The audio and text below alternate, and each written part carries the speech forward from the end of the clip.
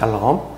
Hari ini kita akan renungkan kitab 1 Raja-Raja pasal 14, teksnya ayat 1 sampai 20 dan sudah dibagi 3 paragraf.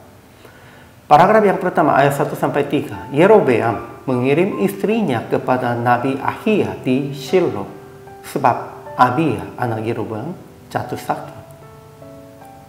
Paragraf yang kedua ayat 4 sampai 18. Ahia bernubuat kepada istri Yerobeam bahwa Abia akan mati dan keluarga Yerobeam dilenyapkan karena Yerobeam berbuat berhala dan menyembahnya.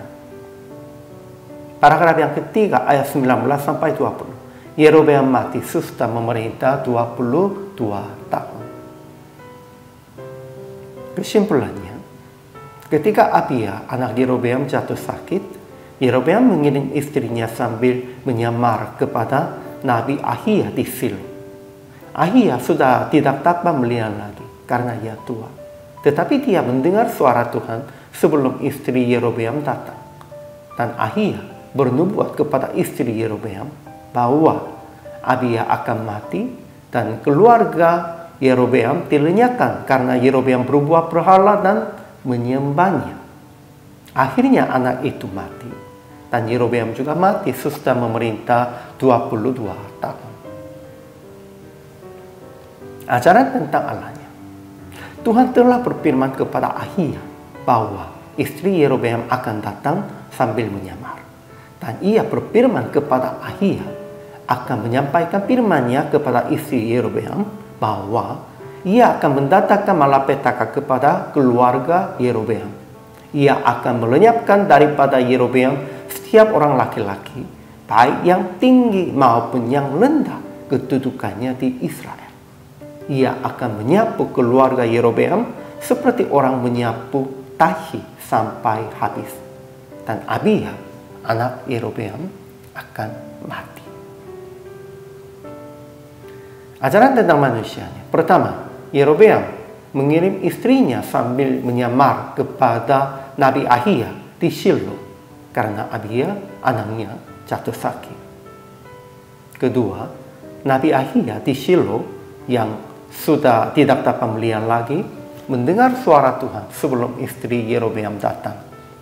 Dan ia menyampaikan firman Tuhan yang akan melenyapkan keluarga Yerobeam kepada istri Yerobeam.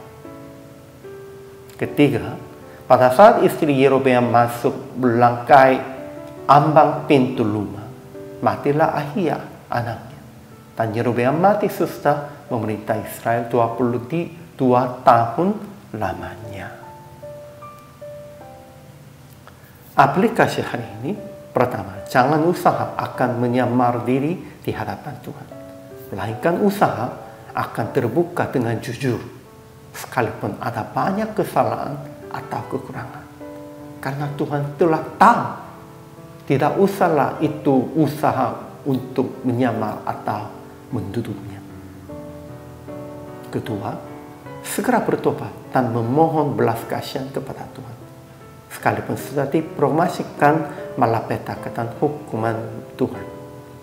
Pasti Tuhan yang penuh kasih-Nya akan mengampuni lagi. Akhirnya praktek hari ini. Jangan menyamar diri sebagai orang benar. Membuka hati sesungguhnya di hadapan Tuhan. Dan segera bertobat dan memohon belas kasihan kepada Tuhan dengan percaya bahwa Tuhan pasti akan menyelamatkan Anda dari malapetaka dan hukuman yang telah diproklamasikannya. Inilah pengakuan kita orang percaya. Hamba Tuhan harus memberitakan itu. Hari ini juga selama melayani, Tuhan Yesus memberkati.